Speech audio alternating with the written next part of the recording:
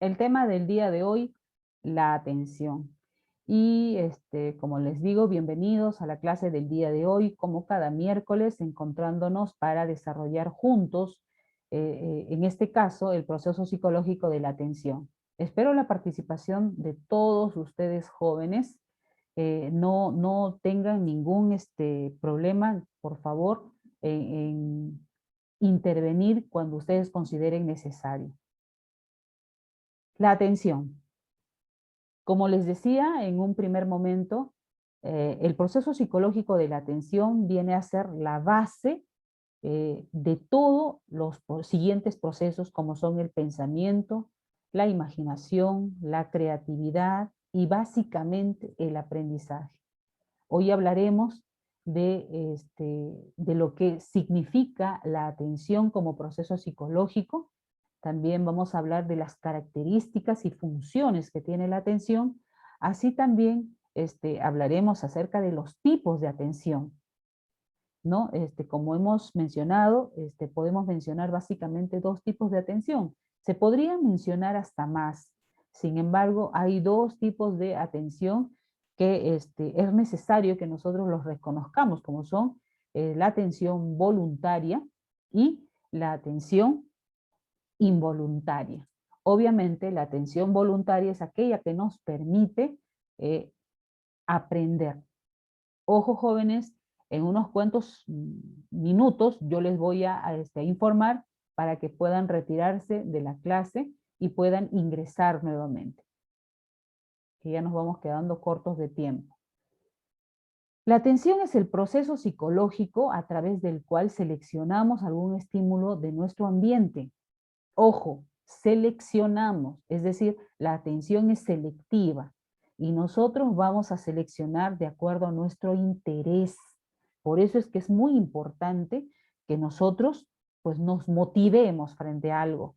Ya les decía también que hay cosas que nosotros aprendemos de manera involuntaria, ya sea porque forman parte de del contexto en el que nos desarrollamos o también porque estamos de manera frecuente frente a ese estímulo y lo vamos a aprender sin que nadie se lo proponga de manera voluntaria. Pero cuando se trata de aprender, como en este caso, con la clase del día de hoy, nosotros debemos seleccionar a lo que le prestamos atención.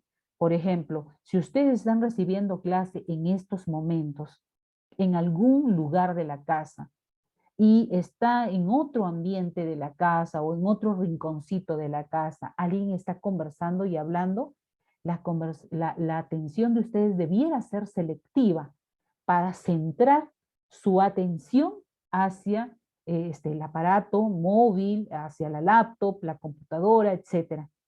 Y tratar de, si se quiere, bloquear la bulla que hay en el otro ambiente. Por eso se dice que la atención es selectiva, porque depende del interés de la persona y también debe ser voluntaria cuando se trata de aprender, cuando la atención tiene como finalidad el aprendizaje. ¿Ok? Ahora, les presento los tipos de atención.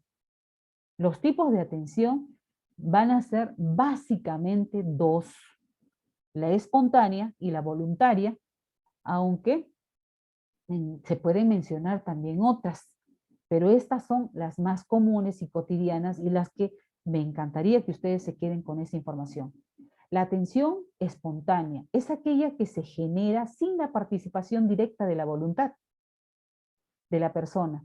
Esta está influenciada por las tendencias, inclinaciones, educación, cultura y aprendizaje. Es decir, también está influenciada por el interés.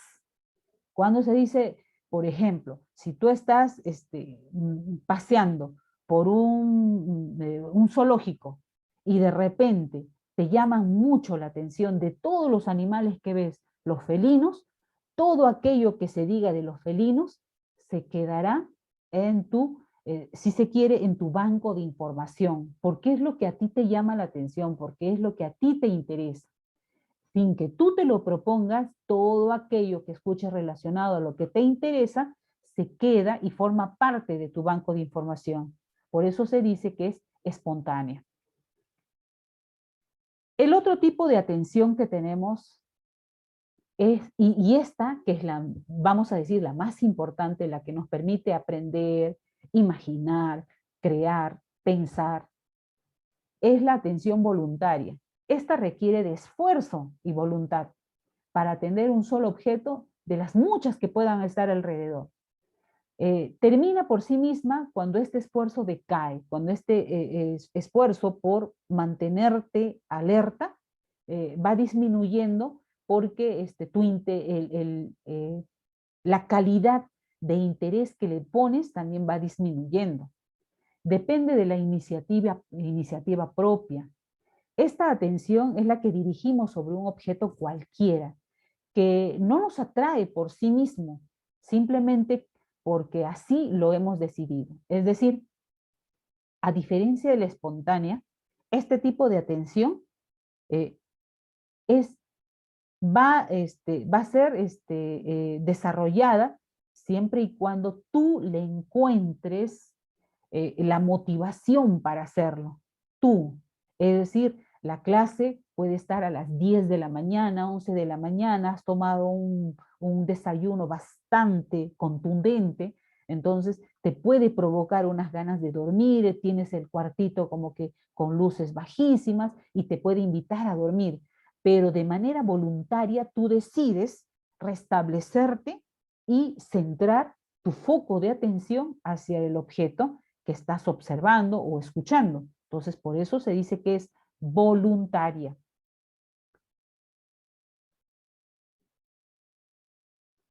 Ahora, ¿cuáles son las características de la atención? Las características.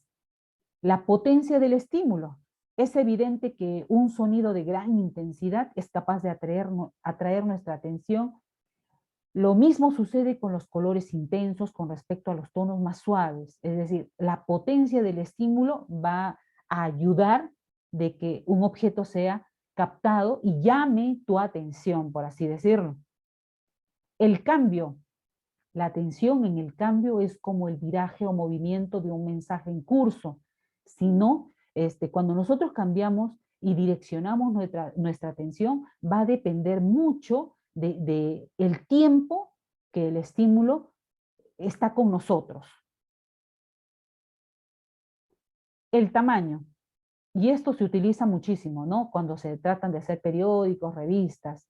Si tú quieres que el mensaje que tú estás mandando sea leído o captado por la mayoría y llame la atención de quienes lo utilizan, las letras tienen que ser grandes. Por eso es muy importante. En los periódicos, los almacenes y las tiendas de autoservicios se acostumbra a publicar anuncios de plana completa para que no escapen a tu vista. Es decir, para que ocupen todo el espacio de donde estás mirando.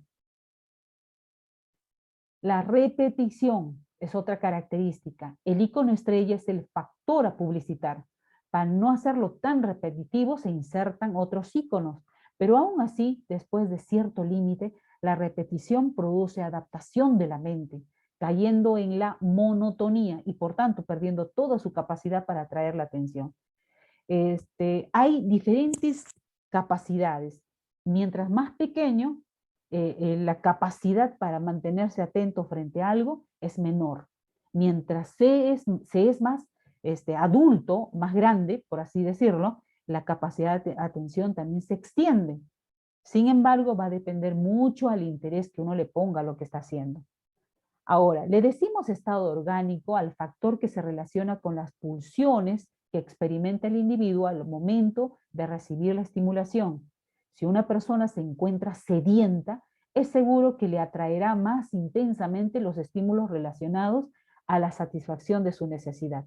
Lo que quiere decir que uno siempre va a centrar su atención a algo que interiormente está necesitando. Como en este ejemplo, si yo tengo mucha sed, seguramente que me llamará la atención todo lo que tenga que ver con líquido. Si tengo hambre, me llamará la atención todo lo que esté relacionado con la comida. El interés, yo le voy a prestar atención en función de aquello que me interese, que se relacione con mis aficiones, con lo que a mí me va a llamar la atención, lo que me interesa, ¿no? Ahora, Aquí les presento algunos trastornos de atención que lo vamos a ir desarrollando posteriormente. La prosexia, ¿qué es la prosexia? Es la falta de atención, ¿no? Entonces, pueden estar diferentes estímulos alrededor de la persona, pero la persona no tiene la capacidad de focalizarse ante nada. Es un trastorno. Y obviamente ustedes preguntarán a mí si estos chicos o estas chicas tienen capacidad de aprender. No, nula. La hipoprosexia. La hipoprosexia es la capacidad disminuida para aprender. Estos chicos, pues, tienen una capacidad para prestar atención de segundos. La hipermetamorfosis. En este caso, pues, la persona que tiene este tipo de trastorno presta su atención a detalles mínimos que una persona normal no lo haría. Es decir, en este caso, en el gráfico, está viendo una pelota, pero ya relacionó rápidamente a quién le pertenecía la pelota, dónde más había visto la pelota, o sea, una atención bastante focalizada. Luego tenemos a la concentración disminuida. Obviamente, esto puede ser determinado también por la alimentación